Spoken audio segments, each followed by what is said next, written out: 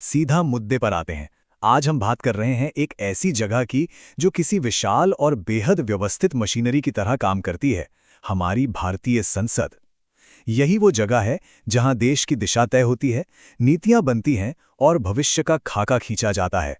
ये सिर्फ ईंट पत्थर की इमारत नहीं है, बल्कि वो धुरी है जिस पर हमारा पूरा लोकतंत्र घूमता है। अब क्या आपने कभी सोचा है कि एक साधारण सा विचार, एक आइडिया, इस जटिल मशीनरी से गुजरकर देश का पक्का कानून कैसे बन जाता है? ये कोई सीधा रास्ता नहीं है। ये बहुत ही दिलचस्प और कई लेयर्स वाली प्रक्रिया है। तो चलिए आज इसी मशीनरी के पुर्जों को खोलकर देखते हैं कि ये पूरी व्यवस्था आखिर काम कैसे करती है। इस एक्सप्लेनर में हम इस पूरे सफर को ट्रैक करेंगे।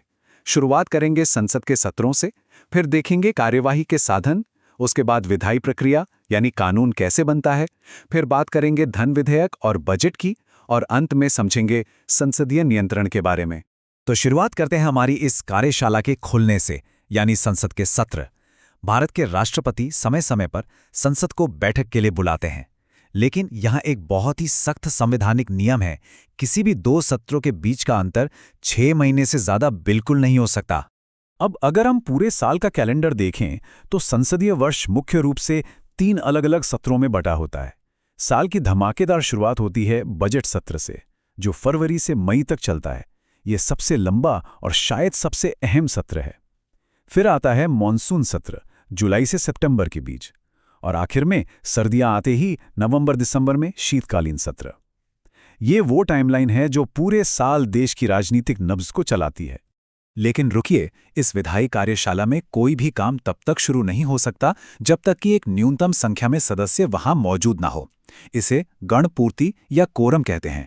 ये कुल सदस्यों का 10वां हिस्सा होता है। मतलब कार्यवाही शुरू करने के लिए लोकसभा में कम से कम 55 और राज्यसभा में 25 सदस्यों का होना बिल्कुल अनिवार्य है।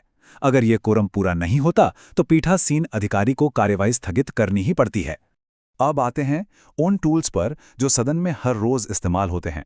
हम बात कर रहे हैं कार्यवाही के साधनों की, जो कार्यपालिका की जवाबदेही तय करने के असली उपकरण हैं। यहाँ 2 बहुत ही क्रिटिकल टूल्स के बीच एक बड़ा दिलचस्प अंतर देखने को मिलता है। एक तरफ है प्रश्नकाल, जो सदन का पहला औपचारिक घंटा है। यहाँ सदस्यों द्वारा तारांकित यानी ओरल और अतारांकित यानी लिखित सवाल पूछे जाते हैं। लेकिन दूसरी तरफ है शून्यकाल या 0 आवर। ये 1962 में शुरू हुआ एक पूरी तरह से अनूठा भारतीय इनोवेशन है। नियमों की किताब में इसका कोई जिक्र नहीं मिलेगा। इसमें सदस्य बिना किसी पूर्व सूचना के कोई भी तत्काल महत्व का मुद्दा उठा सकते हैं। बिल्कुल अनस्क्रिप्टेड और रियल टाइम बहस। सदन की कार्यवाही को दिशा देने के लिए कुछ बहुत ही पावरफुल प्रस्ताव भी होते हैं, जैसे स्थगन प्रस्ताव, जो किसी एकदम अर्जेंट मुद्दे के लिए नियमित काम रोक देता है। फिर है ध्यानाकर्षण प्रस्ताव, शून्यकाल की तरह ही 1954 से चला आ रहा एक और भारतीय इनोवेशन, ताकि मंत्री का ध्यान तुरंत किसी जरूरी बात पर खींचा जा सके। लेकिन इन सब में सबसे ज्यादा वजनदार है अविश्वास प्रस्ताव। अनुच्छेद 75 के तहत सरकार लोकसभा के प्रति उत्तरदायी है। अगर ये प्रस्ताव पास हो गया तो समझ लीजिए पूरी सरकार गिर गई। ये किसी भी संसदीय लोकतंत्र का सबसे बड़ा और चरम टेस्ट है। अब चलिए उस हिस्से पर आते हैं जो असल में एक असेंबली लाइन की तरह काम करता है, यानी कानून बनने की पूरी प्रक्रिया। किसी भी साधारण विधेयक को कानून बनने के लिए 5 सख्त स्टेजेस से गुजरना होता है। फर्स्ट रीडिंग में विधेयक पेश होता है और राजपत्र में छपता है। असली काम होता है सेकेंड रीडिंग में। ये सबसे अहम स्टेज है जहां इसकी डिटेल में चेकिंग होती है।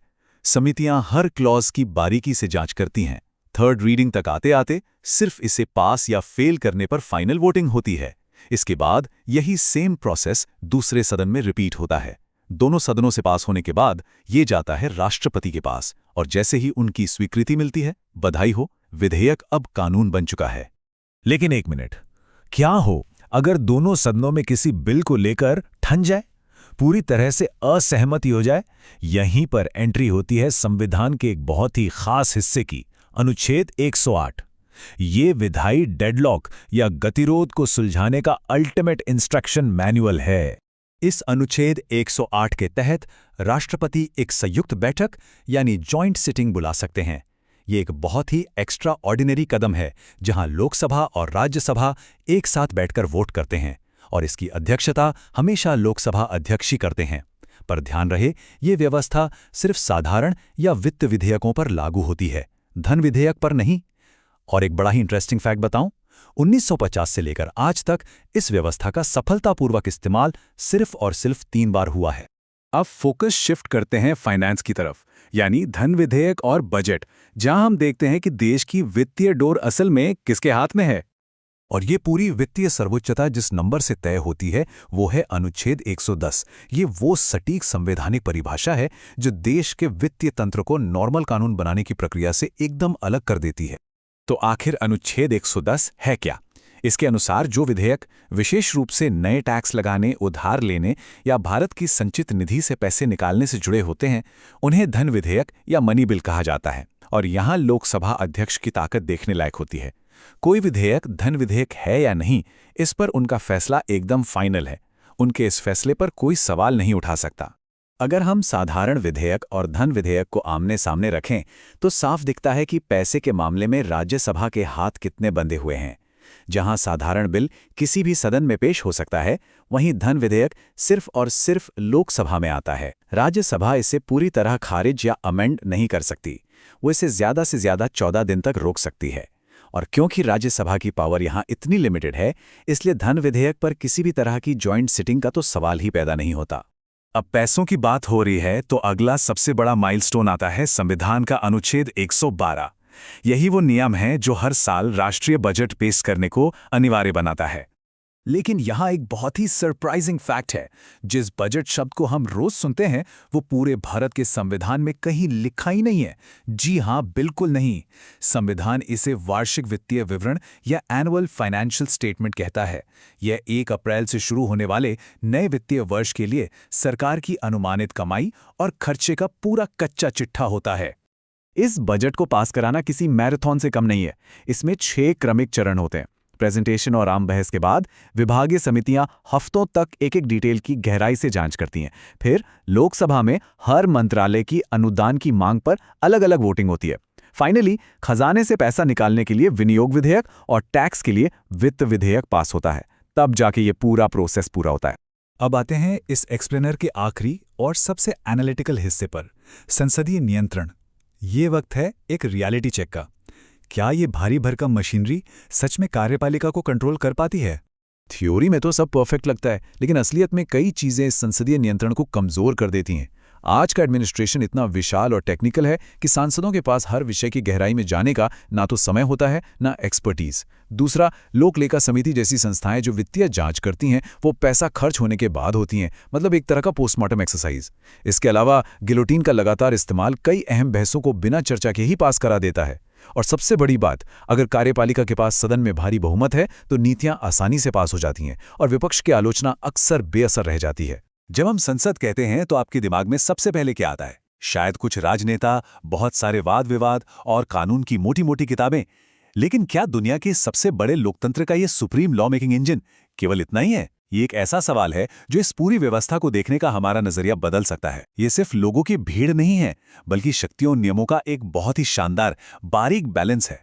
इस पूरे सिस्टम को अच्छे से समझने के लिए हमने इसे 6 बहुत ही सिंपल हिस्सों में बांटा है। पहले हम बात करेंगे लोकतंत्र के मुख्य इंजन की, फिर दोनों सदनों की संरचना, लोकसभा की चुनाव प्रणाली, सदनों की कार्य अवधि, सदस्यता के नियम और अंत में संसद के नेता। बस ये 6 पॉइंट्स। तो आइए बिना किसी देरी के शुरू करते हैं हमारे पहले भाग से, लोकतंत्र का मुख्य इंजन। अब अगर मैं आपसे पूछूं कि भारतीय संसद के कितने अंग हैं, तो शायद आप तुरंत 2 कहेंगे, लेकिन असल में संविधान के अनुसार इसके 3 बिल्कुल अभिन्न अंग हैं: राष्ट्रपति, लोकसभा और राज्यसभा। आपको पता है, 1954 से पहले इन्हें जनता का सदन और राज्य परिषद कहा जाता था। फिर हमने ये खूबसूरत हिंदी नाम अपना लिए। और यहाँ एक बहुत ही चौंकाने वाली बात है, राष्ट्रपति कभी किसी सदन में जाकर नहीं बैठते, फिर भी वो इस इंजन का सबसे जरूरी पुर्जा हैं। उनके साइन के बिना कोई भी बिल कभी कानून बन ही नहीं सकता। और ये बात बहुत ही शानदार तरीके से दर्शाती है कि हमारा सिस्टम बाकियों से कितना अलग है। जरा अमेरिका के सिस्टम को देखिए। वहां का राष्ट्रपति उनकी विधायिका यानी कांग्रेस का हिस्सा होता ही नहीं है। वो कानून बनाने वाले और लागू करने वाले सिस्टम को बिल्कुल अलग रखते हैं। लेकिन हमने ब्रिटेन का वेस्टमिनिस्टर मॉडल अपनाया है, जहां ये दोनों एक दूसरे से जुड़े होते हैं। हमारी संसद में राष्ट्रपति की अहमियत बिल्कुल वैसी ही है जैसे ब्रिटेन की संसद में उनके क्राउन की होती है। चलिए अब दूसरे भाग की तरफ बढ़ते हैं, जहां हम इन दोनों सदनों की अंदरूनी संरचना और इनकी मैक्सिमम कैपेसिटी को डिकोड करेंगे। अब यहाँ सबसे दिलचस्प बात यह है कि ये नंबर्स खुद ब खुद पूरी कहानी बयां कर देते हैं। लोकसभा को देखिए, इसकी मैक्सिमम कैपेसिटी 552 तय की गई है। इसमें से 530 सीट्स राज्यों के लिए हैं, 20 केंद्र शासित प्रदेशों के लिए और 2 सीटें राष्ट्रपति द्वारा मनोनीत की जाती हैं। दूसरी तरफ राज्यसभा थोड़ी छोटी है। इसकी अधिकतम संख्या 250 फिक्स है।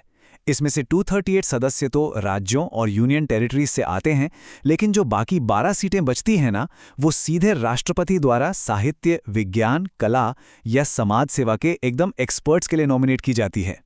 अब आप सोच रहे होंगे कि ये सदस्य चुने कैसे जाते हैं, तो देखिए दोनों सदनों का तरीका बिल्कुल अलग है। लोकसभा सीधे जनता की आवाज है। हम और आप यानी 18 साल से ऊपर का हर नागरिक सीधे वोट देकर इन्हें चुनता है। लेकिन राज्यसभा, जैसा कि नाम से ही पता चलता है, राज्यों का प्रतिनिधित्व करती है। हम इन्हें डायरेक्ट वोट नहीं देते, बल्कि हमारे चुने हुए विधायक यानी राज्य विधानसभाओं के सदस्य इन्हें अनुपातिक प्रतिनिधित्व के जरिए चुनते हैं। और एक बात, अमेरिकी सीनेट में हर राज्य को बराबर सीटें मिलती हैं, लेकिन हमारे यहाँ राज्यसभा की सीटें राज्य की जनसंख्या के अनुपात में बटी होती हैं। अब आते हैं तीसरे भाग पर, लोकसभा की चुनाव प्रणाली। आखिर जमीनी स्तर पर ये चुनाव काम कैसे करते हैं? डायरेक्ट चुनाव कराने के लिए पूरे देश को अलग अलग प्रादेशिक निर्वाचन क्षेत्रों यानी कंस्टिट्यूएंसीज में बांटा जाता है और कोशिश ये रहती है कि हर सीट के पीछे की जनसंख्या का अनुपात पूरे राज्य में लगभग एक बराबर हो। लेकिन यहाँ एक बहुत बड़ा संवैधानिक चेक है। राज्यों को लोकसभा में सीटों का जो बंटवारा मिला है, उसे 1971 की जनगणना के आधार पर साल 2026 तक के लिए बिल्कुल फ्रीज कर दिया गया है, ताकि किसी भी राज्य के साथ नाइंसाफी ना हो और पूरे देश में एक बैलेंस बना रहे। और फेयरनेस की बात करें तो हमारे संविधान निर्माताओं ने धर्म के आधार पर सीटों को बांटने से तो साफ मना कर दिया था, लेकिन उन्होंने एक बहुत ही स्मार्ट डिजाइन तैयार किया।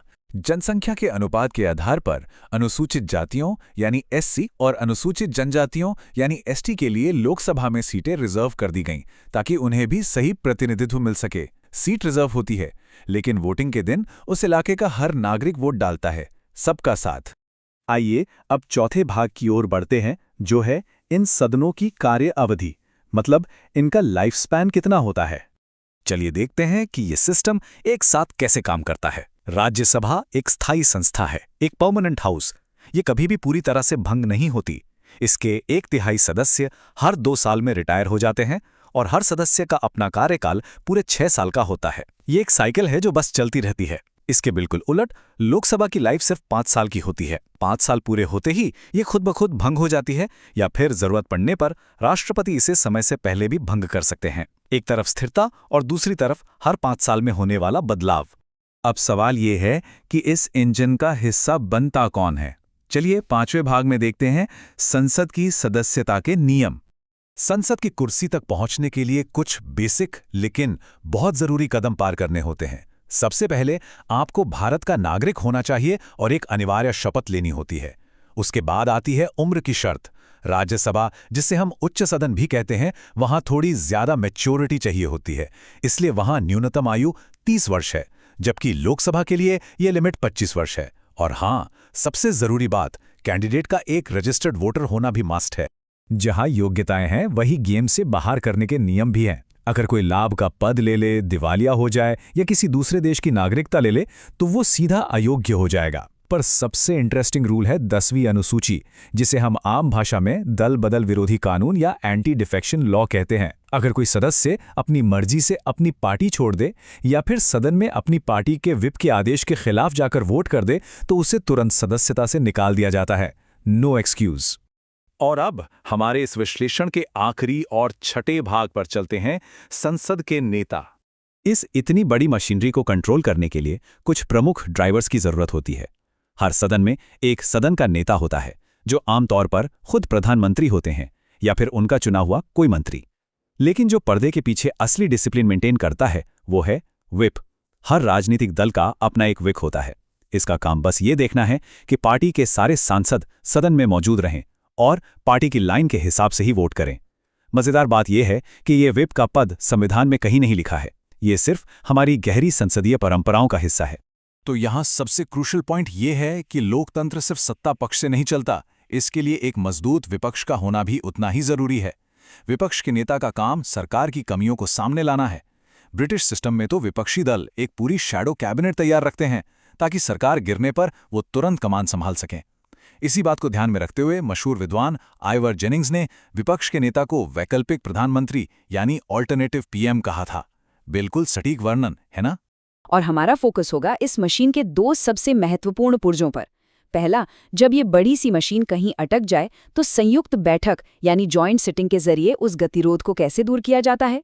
और दूसरा, इस पूरी व्यवस्था को चलाने वाला ईंधन, मेरा मतलब है देश का बजट, आखिर कैसे काम करता है।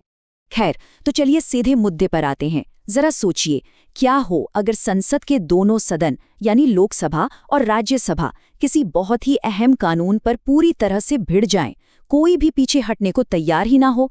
ऐसे में देश की इस विधायी मशीनरी का क्या होगा? क्या सब कुछ एकदम से ठप हो जाएगा? इसी सवाल का जवाब ढूंढने के लिए आज हम इन 6 अहम टॉपिक्स पर बात करेंगे। सबसे पहले देखेंगे जॉइंट सिटिंग्स वाला इमरजेंसी वॉल्व, फिर कुछ ऐतिहासिक गतिरोध, उसके बाद हम मशीन के ईंधन यानी बजट पर आएंगे, फिर रेल और आम बजट की कहानी समझेंगे, बजट पास होने की पूरी प्रक्रिया देखेंगे और आखिर में बात करेंगे देश के 3 सबसे अहम खजानों की। तो चलिए सबसे पहले बात करते हैं हमारे पहले टॉपिक की, जो है आपातकालीन वाल्व यानी संसद की संयुक्त बैठक। जब संसद का कामकाज एकदम अटक जाता है ना, तब राष्ट्रपति इसी इमरजेंसी वाल्व का इस्तेमाल करते हैं। लेकिन ये कोई रोजमर्रा की बात नहीं है। संविधान के हिसाब से ये जॉइंट सिटिंग सिर्फ 3 खास स्थितियों में ही बुलाई जा सकती है। पहली, अगर एक सदन बिल पास कर दे और दूसरा उसे पूरी तरह से खारिज कर दे। दूसरी, जब दोनों सदन बिल के संशोधनों पर बिल्कुल ही असहमत हों। और तीसरी शर्त, अगर बिल को बिना पास किए पूरे 6 महीने बीत जाएं। आपको बता दूं, जब ये ऐतिहासिक बैठक होती है तो इसकी अध्यक्षता लोकसभा के स्पीकर करते हैं और इसके लिए कम से कम 1/10 सदस्यों का कोरम होना बहुत जरूरी है। लेकिन रुकिए, हर तरह के गतिरोध को इस फॉर्मूले से नहीं सुलझाया जा सकता। ये जानना बहुत दिलचस्प है कि जॉइंट सिटिंग का नियम सिर्फ साधारण और वित्त विधेयकों पर ही लागू होता है। अब आप पूछेंगे कि धन विधेयक यानी मनी बिल का क्या? तो देखिए, धन विधेयक के मामले में लोकसभा ही असली बॉस है, उसके पास पूरी पावर है, इसलिए वहां गतिरोध का कोई चांस ही नहीं है। और जहां तक संविधान संशोधन विधेयक की बात है, तो उसे दोनों सदनों से अलग अलग पास होना ही पड़ता है। मतलब इन दोनों मामलों में तो संयुक्त बैठक बुलाई ही नहीं जा सकती। अब आगे बढ़ते हैं अपने दूसरे टॉपिक पर, ऐतिहासिक गतिरोध। चलिए देखते हैं कि असल जिंदगी में इस नियम का इस्तेमाल कितनी बार हुआ है। आपको जानकर शायद हैरानी होगी कि 1950 से लेकर आज तक इस इमरजेंसी टूल के जरिए सिर्फ 3 बिल ही पास हो पाए हैं। जी हाँ, सिर्फ 3। 1960 में दहेज प्रतिषेध विधेयक, 1977 में बैंक सेवा आयोग विधेयक और 2002 में आतंकवाद निवारण विधेयक, जिसे हम पोटा भी कहते हैं। इससे एक बात तो बिल्कुल साफ हो जाती है कि ये कोई आम प्रक्रिया नहीं है, बल्कि एक बेहद ही दुर्लभ और आखिरी उपाय है। चलिए अब गियर बदलते हैं और आते हैं अपने तीसरे भाग पर, मशीन का ईंधन यानी हमारा बजट। क्योंकि सीधी सी बात है, बिना पैसे के तो ये पूरी व्यवस्था ही धड़ाम से गिर पड़ेगी। अब एक बहुत ही मजेदार बात बताता हूँ। हम सब दिन रात बजट करते रहते हैं, लेकिन क्या आपको पता है कि हमारे पूरे संविधान में बजट नाम का कोई शब्द है ही नहीं? बिल्कुल सही सुना आपने। संविधान के अनुच्छेद 112 में इसके लिए जो बेहद औपचारिक शब्द इस्तेमाल किया गया है वो है वार्षिक वित्तीय विवरण यानी एनुअल फाइनेंशियल स्टेटमेंट। आसान भाषा में कहें तो ये 1 अप्रैल से 31 मार्च तक सरकार की अनुमानित कमाई और खर्चों का पूरा पक्का लेखा जोखा होता है। हमारा चौथा भाग थोड़ा ऐतिहासिक है। हम बात करेंगे रेल बजट और आम बजट के ऐतिहासिक विभाजन की। आखिर ये दोनों बजट अलग अलग क्यों पेश होते थे? इसकी कहानी शुरू होती है 1921 में।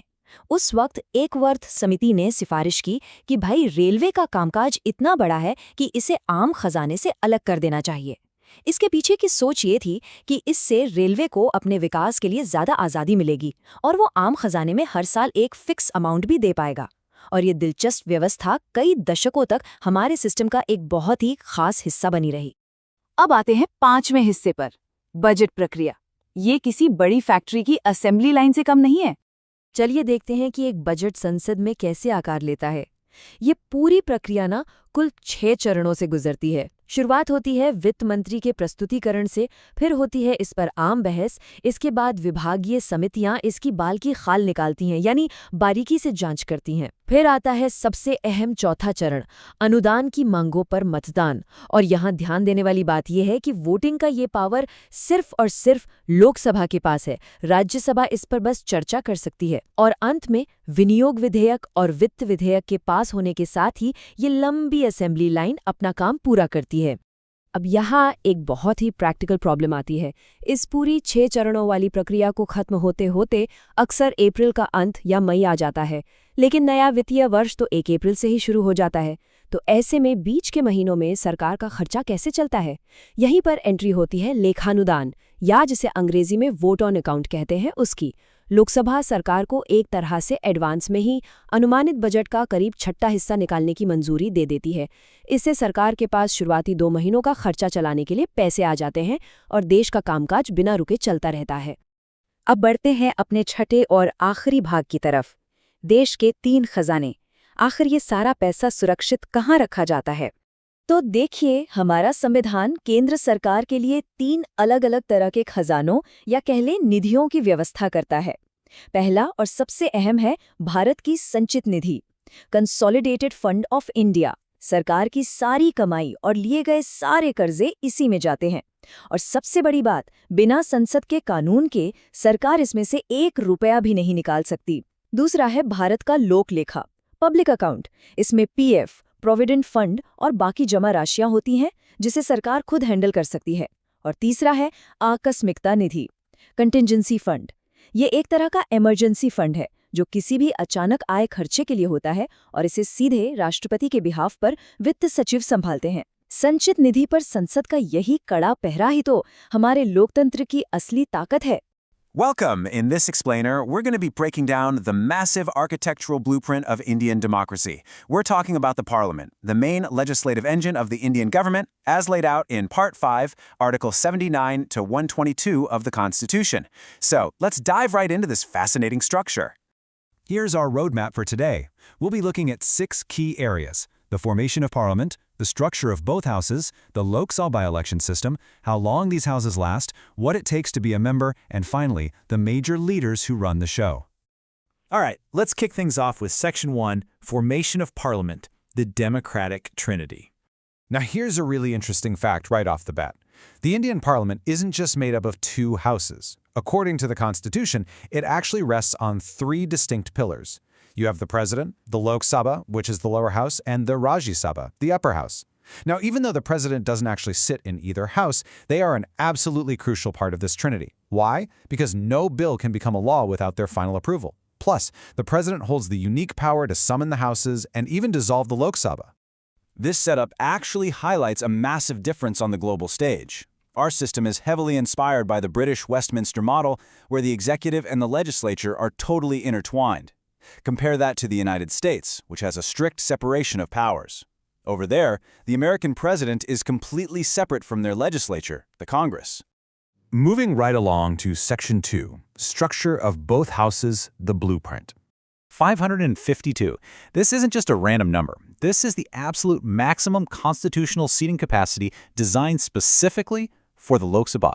So if we break that max capacity down, it's 530 seats for the states, 20 for the Union territories, and historically 2 nominated members from the Anglo-Indian community. But how does it look in practice today? Well, the current House operates with 545 members, 530 from the states, 13 from the UTs, and those 2 nominated spots. These are the representatives directly elected by the people to represent their territorial constituencies. Now, let's look at another number, 250. This is the maximum design strength for the Rajya Sabha, the upper house. The Rajya Sabha represents a totally different kind of representation. Out of that 250 maximum, 238 represent the states and UTs, and 12 are nominated by the president. Currently, the House operates with 245 members. But here's the catch. Unlike the Lok Sabha, you and I don't vote for these members directly. They are indirectly elected by state assemblies based on population. Oh, and those 12 nominated members? They are experts specifically chosen for their exceptional contributions to art, literature, science, or social service. Let's dive into Section 3, the Lok Sabha election system, the people's choice. So how do we actually fill those Lok Sabha seats? It happens in 3 steps. Step 1, states are divided into territorial constituencies so that the ratio of population to seats is the same across the entire country. Step 2, and this is pretty wild, the 84th Amendment actually froze the total number of seats based on 1971 census data all the way until 2026. This was done to encourage population control across different states. And finally, Step 3, direct elections. Every single Indian citizen over the age of 18 gets to vote. Fun fact, that voting age was actually lowered from 21 back in 1988 by the 61st Amendment. Now, the Constitution framers had a choice to make, and they went with the first-past-the-post system for the Lok Sabha. Basically, whoever gets the most votes wins. Simple, right? That's exactly why they chose it. It's easy for the average voter to understand, and it tends to provide a much more stable majority. They purposefully avoided proportional representation for the Lok Sabha. Why? Because in a massive multi-party democracy like India, a complex voting system would just confuse people, and more importantly, it carried a huge risk of causing parliamentary instability. On to Section 4, duration of the houses. The life cycle. Let's see how long these houses actually last. The Lok Sabha is definitely not a permanent setup. The clock starts ticking on day 1, right at its first meeting after a general election. Exactly 5 years later, it automatically dissolves. Done. The only exception to this rule is during a national emergency. In that crazy scenario, Parliament can extend a Lok Sabha's life by 1 year at a time, but even then, it can't go beyond 6 months once the emergency ends. The Rajya Sabha, on the other hand, operates on a completely different wavelength. It is a permanent, continuous body. It literally never dissolves. Instead, it works on a rolling cycle. Every 2 years, exactly 1/3 of its members retire, and those empty seats are freshly filled through elections and nominations. So while the House itself is immortal, the Representation of the People Act of 1951 limits every individual member's term to exactly 6 years. So now that we understand the structure and the life cycle, it brings up a pretty big question. How do you actually get a seat in Parliament? And honestly, more importantly, what gets you kicked out? Let's get into the rules of membership. To even step foot in Parliament as a member, you've got to meet some strict criteria. You absolutely must be an Indian citizen, and you have to take an oath under the 3rd schedule. Age is also a huge factor here. You need to be at least 25 to run for the Lok Sabha, but you have to be 30 for the Rajya Sabha. And here is a real game changer. In 2003, the government actually removed the requirement to be a registered voter in the specific state you want to represent in the Rajya Sabha.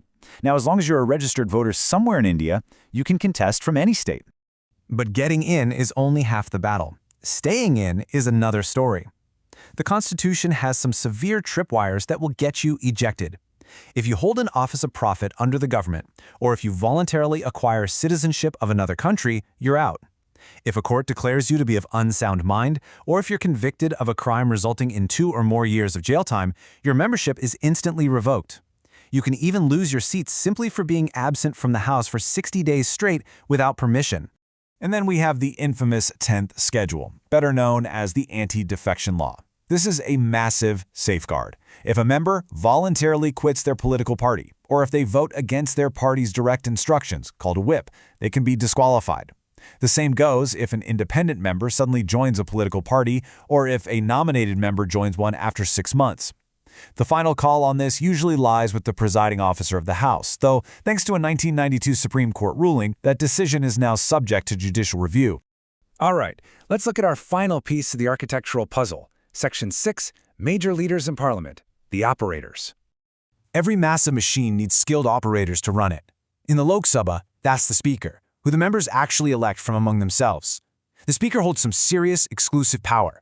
Only they can decide if a bill is a money bill, and they alone preside over joint sittings of both houses. The Rajya Sabha, however, is run by the chairman, which is an ex-official role held by the Vice President of India. Unlike the Speaker, the chairman is not actually a member of the House, and they have absolutely no say over money bills. Beyond the presiding officers, there are key floor leaders who manage the daily operations. You have the leader of the House, usually the Prime Minister or a minister they nominate. Then you have the leader of the opposition. To get this title, their party needs at least 1/10 of the total seats in the House. Their job is absolutely critical, providing constructive criticism and representing an alternative government.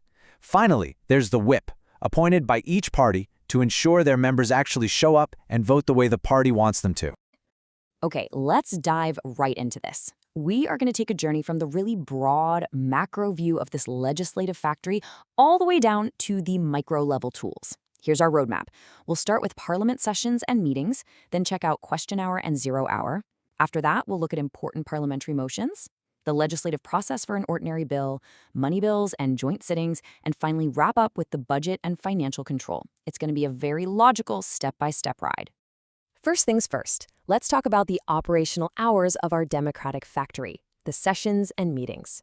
According to the Constitution, Parliament actually has to meet at least twice a year. And the golden rule here is that the gap between two sessions cannot, under any circumstances, be more than 6 months. So our government has a very specific annual rhythm. Generally, we have 3 sessions in a year. The longest, and arguably the most crucial, is the budget session, running right from February through May. Then we get the monsoon session from July to September. Finally, we close out the year with the winter session, which is shorter but still super important, happening around November and December. Now, what's really interesting here is how people often mix up 2 key terms, adjournment and prorogation. Think of it like this. Adjournment is just hitting the pause button. It's like a lunch break or a weekend off at the factory. The presiding officer just pauses the meeting for a few hours or days. But prorogation, that officially ends the entire session, the whole season of work. And that declaration can only come directly from the President of India. But then we have something even more final than prorogation, and that's dissolution. Now, this only happens to the Lok Sabha. The Rajya Sabha is a permanent body. It just keeps going. But when the Lok Sabha dissolves, either because its 5-year term is up or the president dissolves it early, that specific machine is permanently dismantled. Every single pending bill, every motion, it all just vanishes. The slate is wiped clean, and the country has to head into new general elections. All right, moving on to question hour and 0 hour. Now that we understand the broad sessions, let's zoom in on the daily micro-level tools that members of parliament use every single day to hold the executive, the government, accountable. A typical day in Parliament kicks off with question hour. This is highly formal. Ministers give answers to questions that were submitted way in advance. But right after that, things get spicy with 0 hour. This is actually a brilliant Indian innovation from 1962. It's totally informal. It's basically an emergency break for MPs. If there's an urgent, burning public issue, they can bring it up right then and there without prior notice. Because it's so spontaneous, it often gets highly dramatic and incredibly lively. That brings us to important parliamentary motions. Think of motions as the essential toolkit of the House. Literally nothing can be decided without one. If you want to get the House's formal opinion or force a decision on a public issue, introducing a motion is the only way to do it. Let's rapidly fire through some of the heavy hitters. We have the adjournment motion, which is so serious that you need the support of 50 members just to introduce it. If it passes, all regular business stops immediately to discuss an urgent public issue. Then you've got calling attention and privilege motions. Oh, and the motion of thanks on the president's address? That is absolute life or death for the ruling party. If that fails, it basically means the government has lost its majority. And this brilliantly illustrates the sheer power of Article 75 of our Constitution. Article 75 states that the Council of Ministers is collectively responsible to the Lok Sabha. This gives birth to the ultimate weapon, the no-confidence motion. You need 50 members to introduce it, and if it passes, boom, the entire government falls right then and there. Just one successful motion, and the power completely shifts. Okay, shifting gears now to the legislative process for an ordinary bill. Let's walk right onto the main assembly line of our factory. How exactly does raw material, a rough idea or a bill, transform into a finished, binding law? Well, the raw materials come in a few different flavors. We primarily deal with 4 categories: ordinary bills for general stuff, money bills for taxes and funds, financial bills, and Constitution amendment bills. The Constitution actually outlines different procedures for each of these, but today we're really going to focus on ordinary and money bills. So, an ordinary bill has to survive a 5-stage gauntlet. You have the first reading, which is just the introduction, but the second reading, that's the real crucible. That's where the intense, detailed scrutiny happens, committees tear it apart, and amendments are made. The third reading is just a final vote. If it survives, it goes to the second house to repeat the process. And finally, it lands on the president's desk for their signature to become law. Next up, money bills and joint sittings. What happens when the legislation is entirely about the nation's wallet? Well, here the Constitution totally flips the balance of power between the two houses. Under Article 110, a money bill deals exclusively with taxes, borrowing, or the consolidated fund. And here's the kicker. The Lok Sabha Speaker has absolute authority here. If the Speaker says it's a money bill, that's final. You can't even challenge it in court. And the Rajya Sabha? They are virtually powerless here. They can only delay a money bill for 14 days, but they absolutely cannot reject it. But what if there is a massive deadlock between the two houses on just an ordinary bill? With money bills, Lok Sabha holds all the cards. But with ordinary bills, both houses are essentially equal. So if the Lok Sabha passes a bill and the Rajya Sabha rejects it or just sits on it for 6 months, does the bill just die? So the crucial point here is that the Constitution provides an escape hatch under Article 108, the joint sitting. If a deadlock hits the 6-month mark, the president summons both houses into the exact same room. The Lok Sabha Speaker presides over it. And because the Lok Sabha has 545 members, which is more than double the Rajya Sabha's 245, when it comes down to a vote, the Lok Sabha almost always wins by sheer numbers. Now, you'd think this happens all the time, right? No way. Since 1950, a joint sitting has only successfully passed a bill exactly 3 times. That's right, just 3 times in our entire history, in 1960, 1977, and 2000. It's an incredibly rare event. All right, let's move to our final section, the budget and financial control. This is arguably Parliament's most important job, controlling the nation's purse strings. Fun fact, the word budget doesn't actually exist anywhere in the Constitution.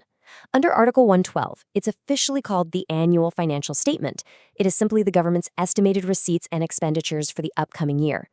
And the golden rule of our democracy is that the government cannot spend a single rupee from the Treasury without Parliament's explicit approval. Now, we can divide these expenses into 2 buckets. First is charged expenditure, like the salaries of the president or Supreme Court judges. Parliament can discuss these, sure, but they cannot vote on them. They just have to be paid. The second is votable expenditure.